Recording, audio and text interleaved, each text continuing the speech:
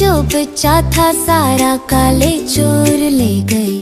खा के गए मोटे होके चूर चढ़ गए रेल में। बिच्छू ने पकड़ लिया सबको बाबा जी के जेल में। अरे वाह! चूर मोटे होके पकड़ गए खेल में।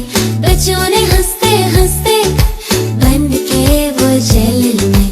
चूर मोटे होके नानी की बातों में भूल गए सारी चालें, फंस गए रातों में। इन चूरों की खूब खबर ली नानी ने। हंसते हंसते बाबा जी ने लिखी सजा भी चाक से काली तख्ती पे।